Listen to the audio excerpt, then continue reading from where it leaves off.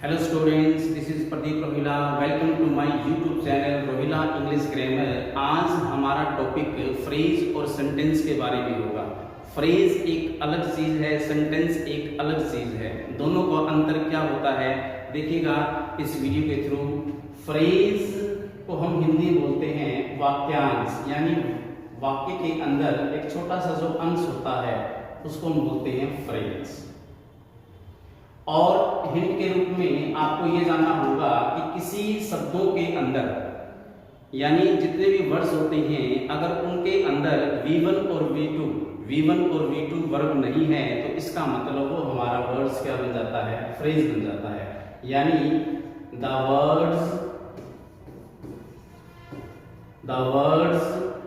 Without verb V1 और V2 are called a phrase, यानी जिन शब्दों में V1 और V2 नहीं होता वो हमारा शब्द या वो हमारे शब्द फ्रेज का रूप ले लेते हैं। एग्जाम्पल के रूप में देखिए, shining stars in the sky. Shining stars in the sky. यहाँ shining stars in the sky, इन शब्दों के अंदर कोई भी वर्ब नहीं आई तो इसका मतलब ये सारे वर्ड्स हमारे क्या बन जाते हैं, फ्रेज बन जाते हैं। Next example, broken twice lying on the table।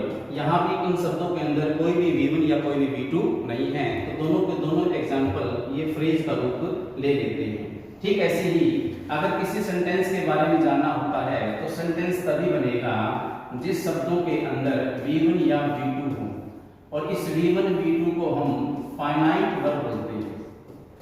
Finite verb यानी यूं कह लो कि द वर्ड्स शब्द with V1 और V2 are called a sentence, यानी जिन शब्दों में V1 या V2 आ जाता है वो हमारा सेंटेंस बन जाता है। For example, Ruhi saw shining stars in the sky।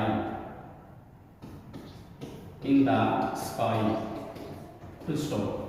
यहाँ हमारे पास सी की सेकंड फॉर्म सा आई है, यानी V2 का मतलब हमारा क्या बन जाता है, सेंटेंस बन जाता है। ठीक ऐसे ही जब भी सेंटेंस बनता है तो सेंटेंस के लास्ट में या तो फुल स्टॉप मिलता है या क्वेश्चन मार्क मिलता है या फिर इंटरजेक्शन मिलता है। यहाँ स्काई के बाद हमको क्या मिल गया, फुल स्टॉप मिल गया। इसका मतलब ये हमारा सेंटेंस बन गया। Next example, he saw broken twice lying on the table। यहाँ भी हमने देखा कि सी की सेकंड फॉर्म सा आई है, यानी सॉ सेकंड फॉर्म और यहाँ सेकंड फॉर्म दोनों ने क्या बना दिया, सेंटेंस बना दिया।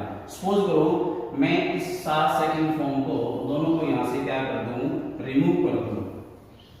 अब हमारे पास यहाँ कोई भी V1 या V2 नहीं है। इसका मतलब ये सारे के सारे जो वर्ड्स हैं ये हमारे क्या बन जाते हैं, फ्रेज बन जाते हैं। यानी फ्रेज का मतलब विदाउट V1 और V2 और सेंटेंस का मतलब हैविंग V1 और V2। यहाँ मैंने वापस सेकंड फॉर्म लगा दी सा, तो दोनों में सेकंड फॉर्म आई है तो हमारा क्या बन जाता है, सेंटेंस बन जाता है। Next example, please help me, कृपया करके मेरी मदद कीजिए। यहाँ हेल्प हमारे पास वर्ब की फर्स्ट फॉर्म आई है, तो जब V1 या V2 आता है तो इसका मतलब सेंटेंस बन जाता है। विदाउट V1 और विदाउट V2 जितने भी वर्ड्स होंगे वो सारे के सारे क्या बनेंगे, फ्रेज बनेंगे। One more example, Jiya found Riya watching the TV. इस सेंटेंस में फाउंड सेकंड फॉर्म है, इसका मतलब ये हमारा क्या बन जाता है, सेंटेंस बन जाता है। मान लो कि सेंटेंस के अंदर बाकी जितने वर्ड्स होते हैं, एक V1 और V2 को छोड़कर बाकी जितने वर्ड्स होते हैं वो सारे के सारे क्या बनते हैं, फ्रेज बनते हैं। मान लो कि रिया वॉचिंग द टीवी, इसने अगर ये पूछा कि ये क्या है, जितने भी वर्ड्स हैं यहाँ इनके अंदर कोई भी V1 कोई भी V2 नहीं है, तो सारे के सारे वर्ड्स हमारे क्या बनते हैं, फ्रेज बनते हैं। और जैसे ही सेकंड फॉर्म को इसने शो किया तो ये हमारा क्या बन गया, सेंटेंस। सेंटेंस V1 या V2 लेता है और फ्रेज विदाउट V1 और V2 के आते हैं। मेरे चैनल पर आप मुझे कमेंट्स करें, थैंक यू, मुझे सपोर्ट करें।